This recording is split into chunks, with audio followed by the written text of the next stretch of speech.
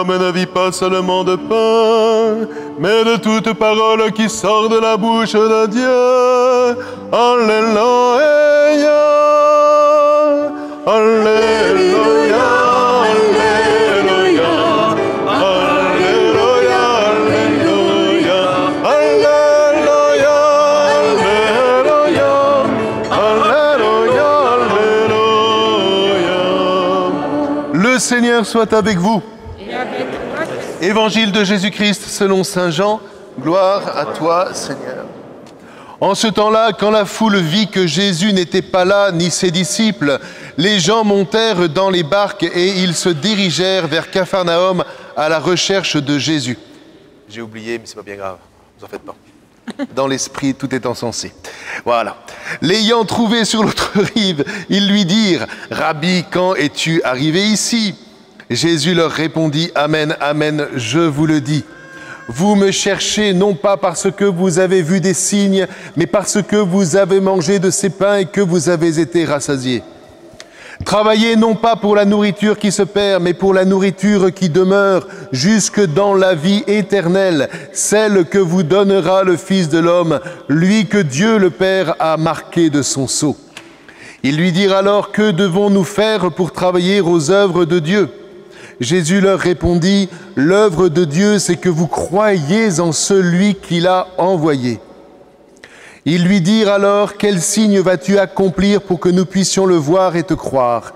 Quelle œuvre vas-tu faire? Au désert, nos pères ont mangé la manne, comme dit l'Écriture, il leur a donné à manger le pain venu du ciel. » Jésus leur répondit « Amen, amen, je vous le dis, ce n'est pas Moïse qui vous a donné le pain venu du ciel, mais c'est mon Père qui vous donne le vrai pain venu du ciel.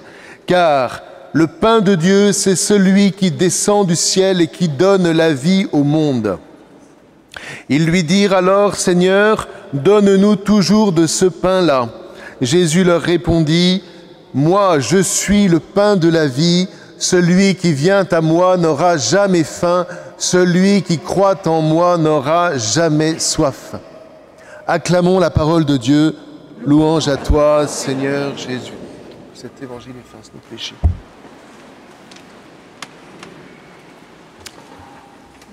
Voilà. Alors, un petit conseil technique pour les lecteurs.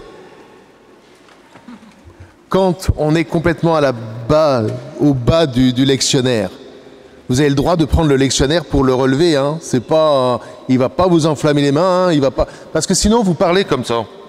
Et donc, personne ne vous comprend et personne ne vous entend. Vous comprenez le système? Donc, voilà, c'est un livre, ça s'appelle. Ouais, un lectionnaire, d'accord. C'est pas... voilà. OK, bon, ça c'est une première chose. Deuxième chose, moi j'adore ces textes, frères et sœurs. Alors évidemment, on pourrait vous faire une grande catéchèse sur l'Eucharistie, mais là, je vais vous faire une catéchèse sur... À quoi sert l'Eucharistie? Et si j'entends bien les textes qui me sont donnés là. Oh, mais comme nous étions bien quand nous étions en Égypte, car nous mangions à satiété. Nous avions de la viande. Nous avions tout ce qu'il nous fallait.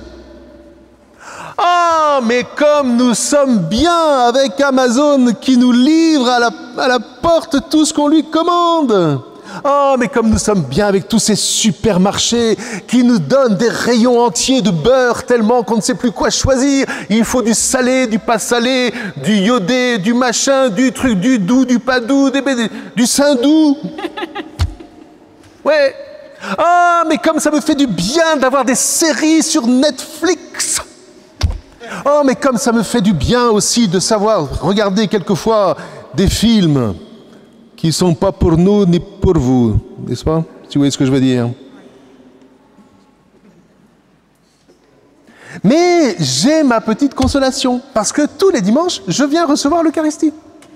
Et ensuite, hop, je repars dans le monde des GAFA, des machins, des sites, des trucs, des bidules. Ça s'appelle, frères et sœurs, l'Eucharistie de confort. C'est-à-dire, j'ai tout, je suis en Égypte, j'ai la viande, j'ai les marmites, et en plus, j'ai la manne. Vous voyez ce que je veux dire? Oh, mais t'es un frère. Oh, mais regardez. C'est peut-être pas pour moi, c'est peut-être pour la Vierge Marie. Non? À la vôtre. Ça fait du bien. Il faut dire que je parle et je chante depuis 8 heures ce matin. Alors, qu'est-ce que je veux vous dire par là? C'est que pour avoir accès à la manne, il a déjà fallu sortir d'Égypte. Ah. Dieu n'a pas donné la manne en Égypte. Dieu a donné la manne une fois qu'on a dit et qu'on a suivi le Seigneur en dehors de l'Égypte. Sauf que ça fout la trouille. Ça fout la pétoche. Parce qu'en dehors de ce monde de confort, télé, Amazon, machin, truc, patin, couffin, tout ce que vous voulez. Mais qu'est-ce que j'ai? Que m'offre donc l'Église? De l'ennui? De je sais plus quoi faire? Ben oui, elle t'offre ça, l'Église. Parce que lorsque tu vas t'ennuyer, tu vas t'apercevoir que tu as du temps. Et que tu as beaucoup plus de temps que dans le monde de l'Égypte qui te bouffe tout, de telle sorte que tu ne vois plus le temps passer. Tu vas t'apercevoir que le temps t'est redonné comme un ami et non pas comme un fuyard. Tu vas t'apercevoir que... Oh, c'est pas beau ça. Tu vas t'apercevoir que ton temps, si tu veux vraiment qu'il te serve, qu'il soit ton serviteur, il va falloir le rythmer. Tu vas t'apercevoir qu'il y a une manière d'habiter ce monde qui te fout la trouille, mais c'est vrai, ça me fout la trouille de devoir penser, de devoir lire, de devoir réfléchir, de devoir faire le bien. Ça me fout la trouille, Seigneur. Ben oui, mais précisément, reconnais que tu es pécheur et reçois l'Eucharistie. Reçois-la, cette manne, et renouvelle l'homme ancien. Et ça, c'est Saint Paul. Ouais. Sors de ces prisons de nouvelles à droite, à gauche, qui sont... Tu sais même plus si c'est des bonnes ou des mauvaises nouvelles. Tu sais même pas si ce sont des vraies ou des fausses. Ouais, mais je viens prendre l'Eucharistie tous les dimanches, mon père. Oui, mais tu sors pas de ce monde. Vous pigez le problème? Et je dis pas, j'ai rien contre Internet. J'y mets des vidéos. Donc ou alors je suis pervers, ou alors voilà.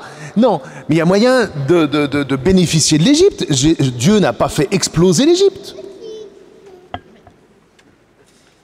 Mais toi, est-ce que tu trouves ton bonheur en Égypte, avec en plus la petite Eucharistie? Mais rapidement, hein, les jeunes générations, elles vont se dire, l'Eucharistie, j'en ai plus besoin. Hein. Ou alors, tu sors de l'Égypte, tu sors, et tu vas à l'extérieur, tu vas faire tes courses chez le marchand qui est à côté de chez toi. Il est plus cher, ouais, t'en fais pas. L'argent que tu as dépensé dans ta voiture pour aller à Carrefour, machin, voilà, ça fait la différence, donc c'est le même prix. Hein. Puis c'est un peu plus cher, ben achète moins. T'es pas forcé de remplir ton réfrigérateur, pour te rassurer. Ouais. Mais surtout, prie. Surtout, mets la prière dans ta vie. Surtout, mets le Seigneur en premier. Tu te lèves et la première chose que tu fais en mettant les pieds par terre, c'est « Béni sois-tu, Seigneur, pour ce jour que tu me donnes. Car lorsque je me suis endormi dans la mort, je me suis endormi dans tes bras. Aujourd'hui, tu me ressuscites. Fais de cette journée, Seigneur, une lumière selon ta volonté. » Hop, et c'est parti pour le petit déjeuner. Ouais.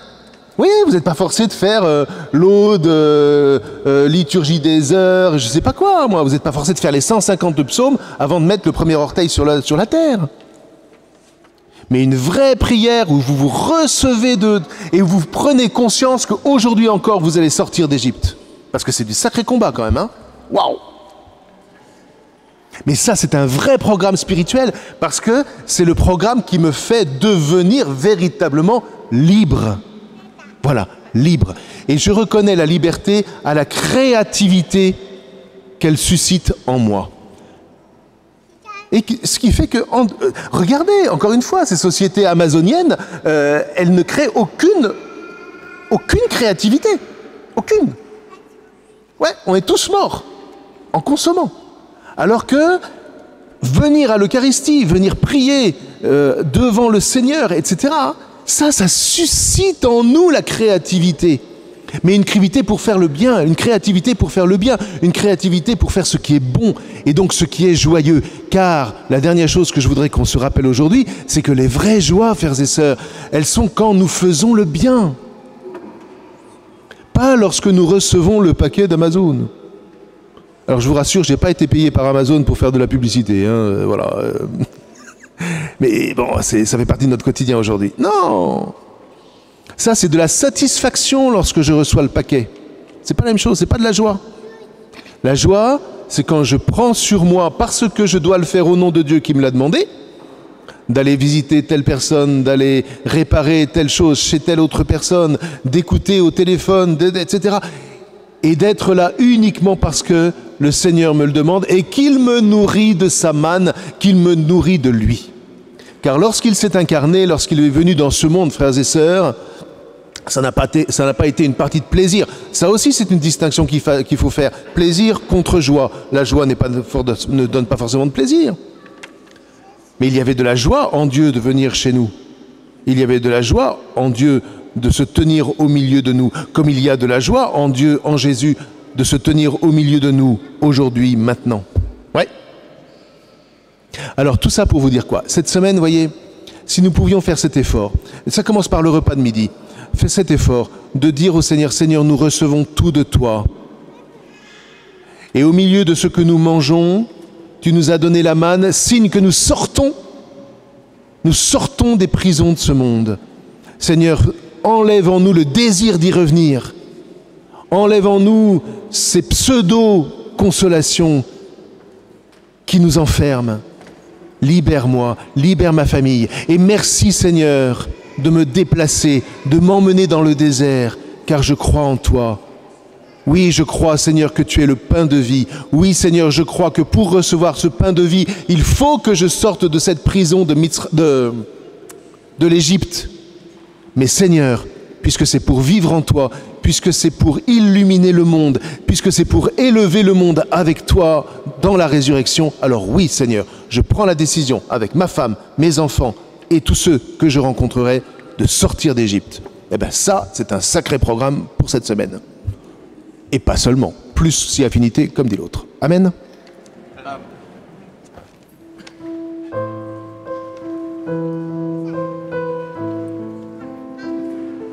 Béni soit la coupe et le pain, où ton peuple prend corps.